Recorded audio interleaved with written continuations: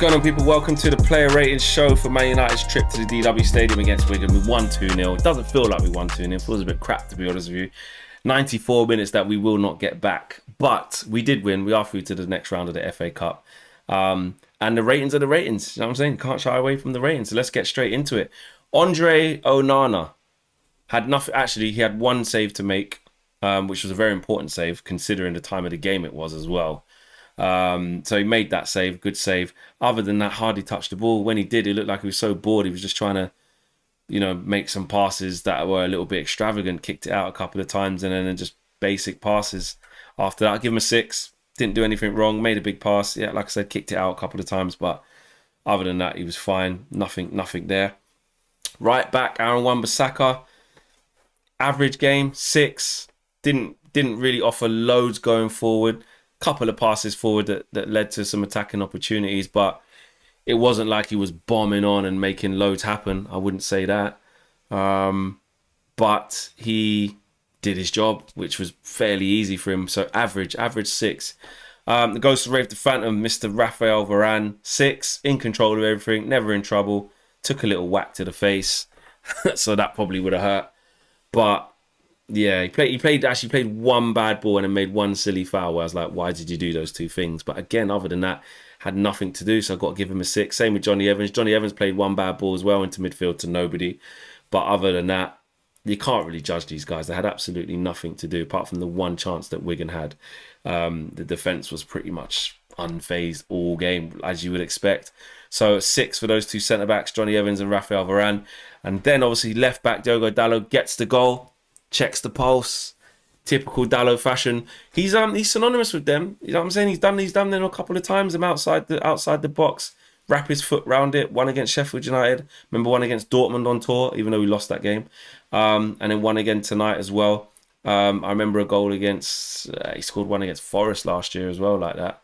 Actually, no, that was just a good finish when Anthony put him through. But he shows us a bit of a goal threat. It's not by accident. He shows a bit of a goal threat. And sometimes he has shots as well that go close or hit the bar or force a save from the keeper. He had one against Matt Turner, didn't he? That hit the post, I think. So, yeah, he's a goal threat. He definitely is a goal threat. And he probably deserves a bit more praise for, doing quite well quietly. I know we haven't been good as a team. But Diogo Dalot, I think he said in an interview, didn't he, that the amount of work he's put in to become a regular here and stay here. And he is a player who gets it. I give him that. He is a player who always tries. He is a player who has got, some qualities on the ball, some good quality on the ball when he's ready to have it. And he can be aggressive when he wants to and go forward. And you trust him in them situations where he's playing at left back. Some people saying they think he's better at left back than he is right back. Do you know what I mean? So yeah, I got to big up that Diogo Dalot gets it. I'm gonna give him an 8 because the game was void of so much quality for so long, and he unlocked it. A defender. Our forwards couldn't score a goal like that for shit. So yeah, I'm gonna give him an 8 just off that goal, to be fair. And after that, he was pretty good as well. So solid 8 for Diogo Dalot. Should it be a 7? Because Kobbie Mainoo, man, 8s. But I said they were higher. Do you know what? There wasn't much positive, so I'm going to keep all the positives about par. Into midfield, I'm going to say Kobbie Mainoo. Yeah, was the deepest player as well. I'm going to give Kobbie an 8. I think he wanted the ball, drove forward with the ball. Mature performance from him, man. Really mature performance. He showed that he shows that he's got maturity beyond his years. Although, yes, he's playing against League One opposition, but as such a young player, 18 years of age, he's proved that he's nowhere near that level. I know we've seen him against Galatasaray, we've seen him against Everton, boss the game, so we know he's not League One standard. I'm just saying, like, it's good for him to play against that level and be like, I'm just going to piss on this. This is nothing. That's what the rest of the players should have looked like. Everyone should have been pissing on that level today, that standard. But at large points of the game, it looked like a bloody League One game. Honestly, it looked like top of the table Portsmouth had gone to Wigan. But it was a League One game at times. So yeah, but Kobbie Mainoo was outstanding. Wanted the ball, showed a lot of senior pros sort of how it's done. So yeah, I've got to big up Kobbie for that. And he's on a good little run of games now. I know he got taken off against Forest, and there's a hoo-ha about that. I said my piece, but yeah, he's clearly Ten Hag still trusts him, and clearly Ten Hag's kicking him on, and he's way above Amrabat now as well, way above that. That's just gone. Even though Amrabat wasn't there, but you can tell it's Kobbie Mainoo's time. So yeah, big up to him. Scott McTominay, not good enough. I'll probably say a 5. Should have scored. Good couple of chances. Didn't. Was wasteful. And, you know, apart from that, you're not going to get much else from Scott at the minute, or most times. But in a game that was, you know, fairly easy in midfield in terms of us having possession and winning the ball back, etc., those were the easy bits.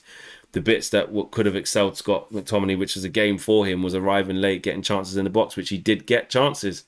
But he missed them. He missed them. So 5 could even be a 4 for Scott McTominay. Again, just not good enough. But I'll go over 5. But it just was because there's people who got lower. But again, not good enough for him. Very, very wasteful. Bruno, I'll give a 6. Scored the penalty, won the penalty. Contentious penalty. I was a bit like, doesn't look quite right. Even the Wigan captain at the time was like, nah, Bruno, come on, I'm not having that. Now, he did clip. It looked like he just about clipped him, but I wasn't sure. If I'm honest, I wasn't sure. Couple of crap corners, couple of balls to nobody. If he doesn't score that penalty, he probably gets like a 4, to be honest with you. But he did kill the game off and did his job there. So I'll give him a 6, which, let's be honest, is average. But really, he probably played about a 4. And I don't think this is going to be the ones where I do a reflection tomorrow and I wake up and get this completely wrong, where I go, actually, Bruno was way more involved than I thought he was. He had some decent moments. You know what I'm saying? He had some decent moments, but he did have some real bad ones as well. And he's the one you're looking for all the quality to go through in that area of the pitch. But I think a 6 is fair. I do. I'm not marking him down and saying he played a 2, but I'm not gassing him up either. Right, that's the midfield done. Into the forward line. Let's go from the right-hand side. Alejandro Garnacho, another 8. Good, strong showing, the best out of our attackers. I actually thought he was man of the match.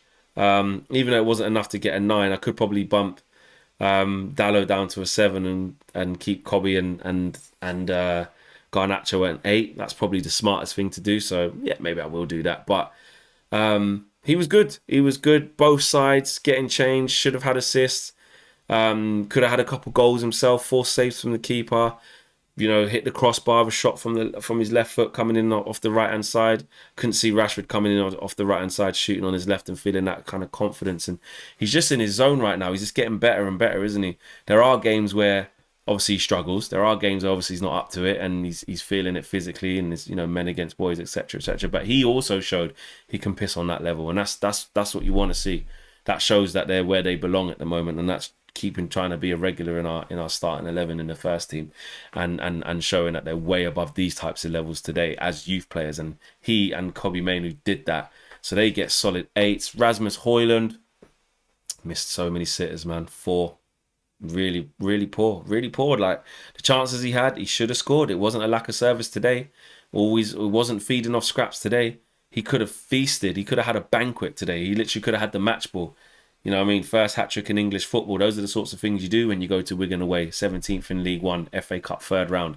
You walk away with the match ball, but he didn't. He didn't even get 1 goal. And for him, that's poor, because the chances were there to be done. They were there to be eaten. They were there to be scored, and he didn't take them. So a 4 for Rasmus Højlund. Marcus Rashford, listen, I don't like giving out 0s. I really don't. I hate giving them out because, you know, you're really going after someone and saying how badly they played. He did get an assist, but I'm just going to give him a 2. I can't be bothered to do the whole, you know, he gets a 0. But he literally did nothing apart from that assist, which technically should really make him a 1. I'm being kind, giving him a 2 out of 10. But he just looks off it, so off it, man. I don't know what's going on, but he needs to find some form and find it quick. I mean, there's only 4 or 5 months left of the season. I mean, the season's nearly done. Give us something. Even the last segment of the season, the second half of the season, give us something, Marcus. Please. I know he's a lot better than what we're seeing, but he just looks absolutely way off it. It was really poor today. Shocking performance from Marcus Rashford. And the subs that came on, I mean, they were obviously really young. They were all NA. So, yeah, Eric Ten Hag, what does he get? He gets an 8. I guess a 7. Put the team out there. They you know, he picked the strongest team he could pick today. Went full strength. No form of trying to rest players and stuff like that. Still got a barrage of injuries and illnesses. It's never ending when you see the list. So he didn't do anything wrong. The team just should have done more to make the game more comfortable. So, yeah.